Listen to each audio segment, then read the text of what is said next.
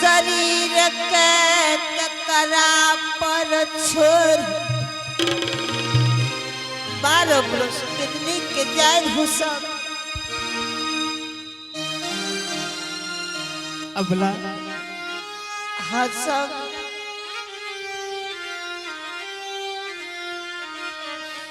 हे हई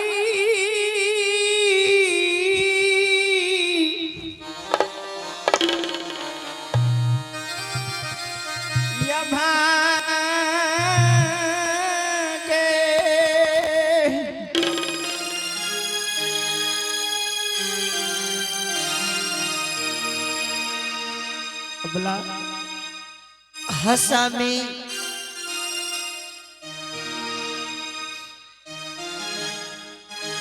अबला तोरा अम्मा माए पर पूछो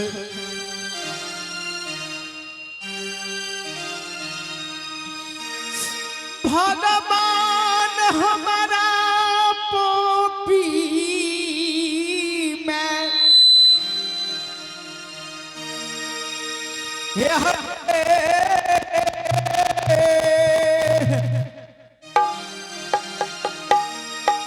अबला भगवान पोपी दुख दाई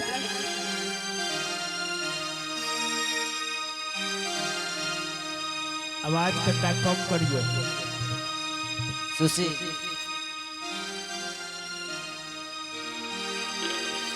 अबला भगवान दुख दिल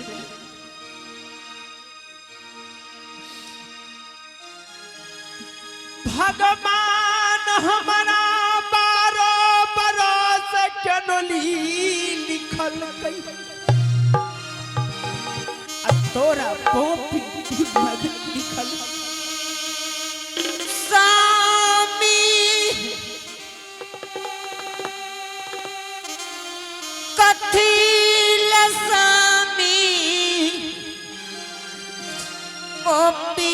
नगार लाभ दिल नहीं छोट छिदी अरसामी नहीं छोट छिन ननद छै सामी के करा ठोर मुँह लाग पोपी में धैरा जमान हे भगवान ए विधाता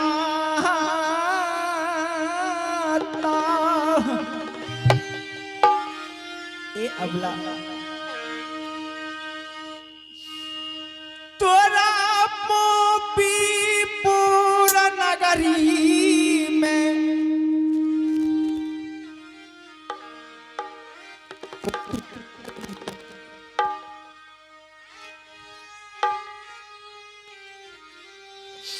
ए अवला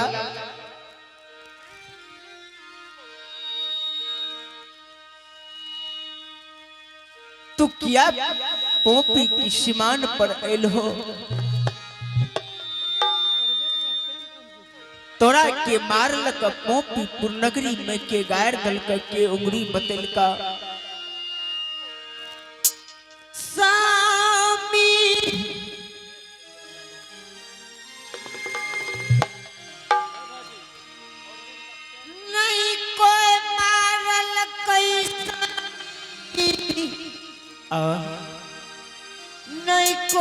गरियल कैसा ए दुलारी में तब क्या अपने पोपी के सीमान पर लिए भगवान अपने के पोपीपुर नगरी लिखल के और हमरा केरली बनस लिखल के ए अबला तोरा माँ पर छोड़ भगवान के कौल पूरा करे ले बनस के जा रही है। ये मला है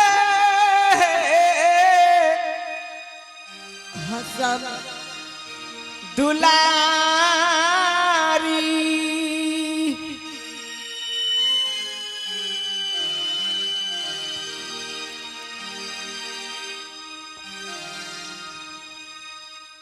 अबला तू घूर पोपी पूरा नगरी जाहो अबला तू घूर के पोपी पूरा नगरी चल जाहो।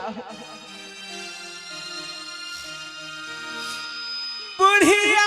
माई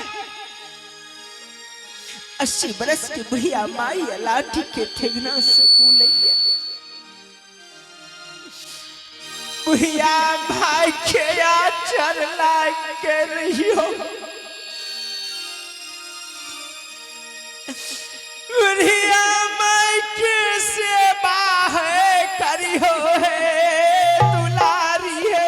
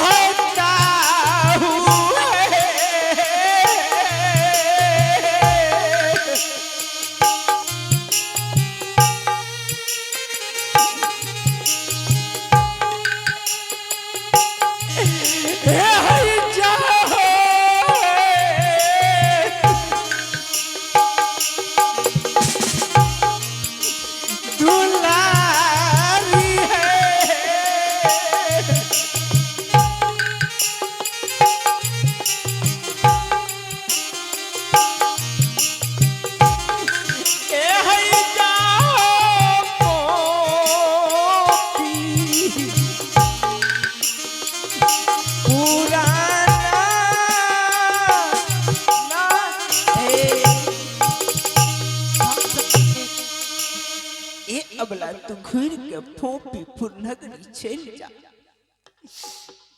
बुढ़िया माई के आहाँ चढ़ला के रहियो बुढ़िया माई के सेवा करियो। सामी जो यह मन रहा सामी कथी लगौना करा पोपी लाग दिल कथी भाई बाप के देहरी छोरा के आए ससुराल लल आहो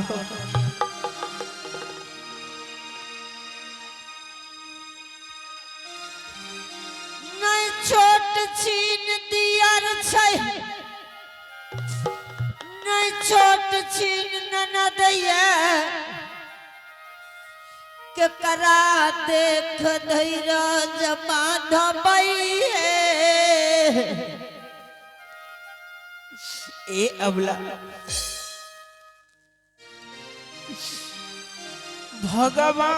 भगवान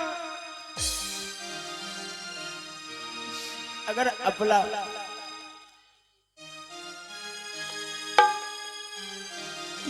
हे हई भगवान तू खदल कई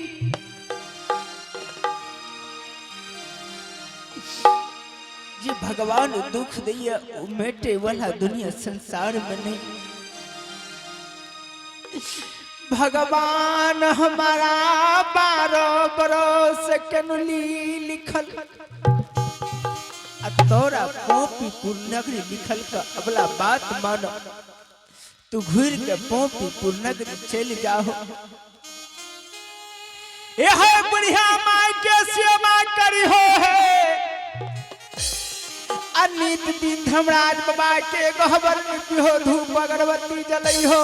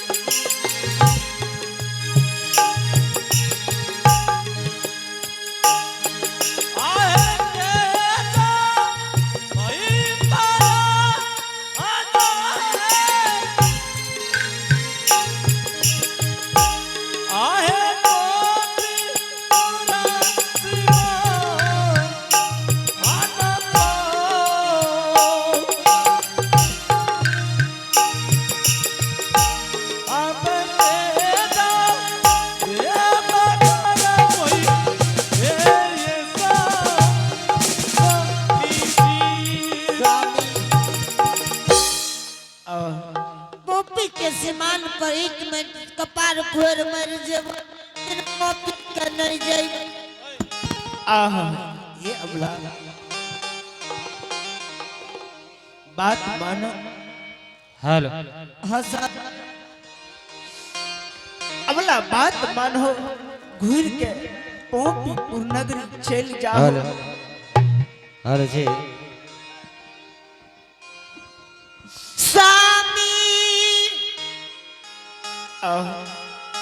कतबो कहबै सामी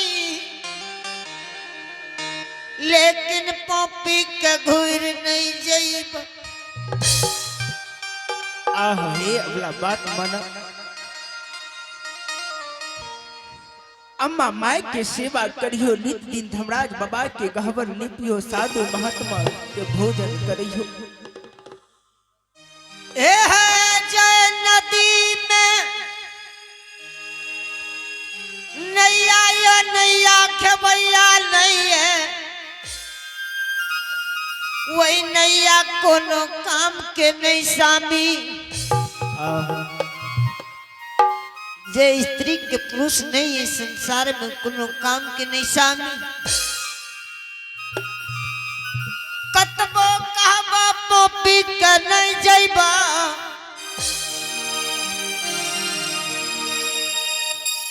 अबला कहलो अबला ठीक है मगर अबला भगवान जब दुख दिलके तो सुख कते से खोजबे अबला तोरा पोपीपुर नगरी लिखल का और हमरा 12 बरस कन्नी लिखल के ए हे अबला हे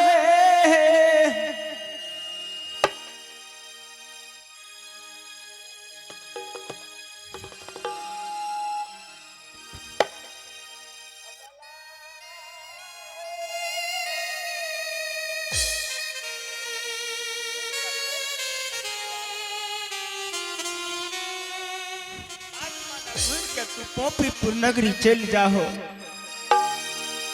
बुढ़िया माई के सेवा करियो धर्मराज बाबा के गहवर लिपियो धूप अगरबत्ती जलियो साधु महात्मा बाबा के भोजन करियो तो हारे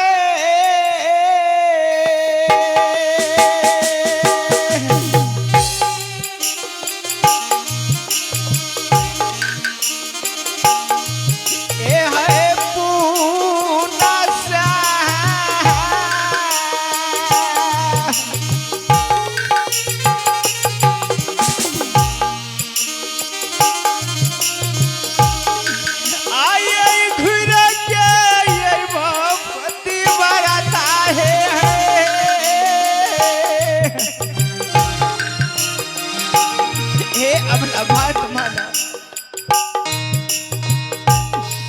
ए हई बापो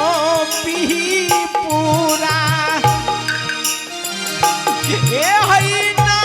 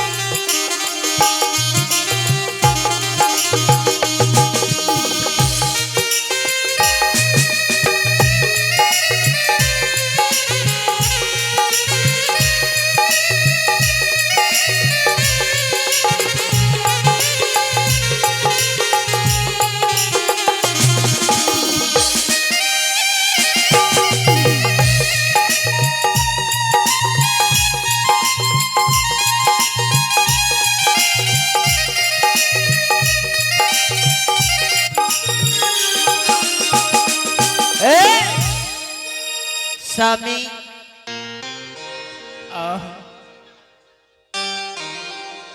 जो अपने के कोहिया गति है स्वामी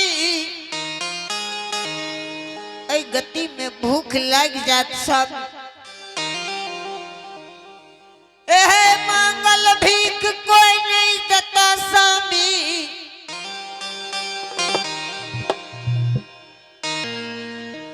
जो प्यास लागत स्वामी हेलो हेलो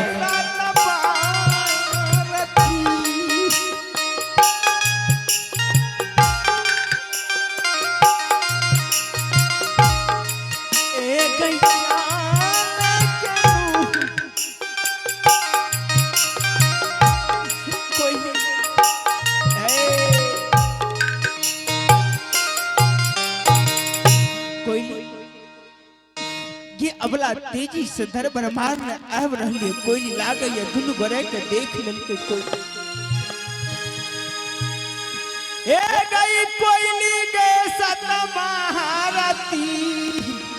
ए गई भा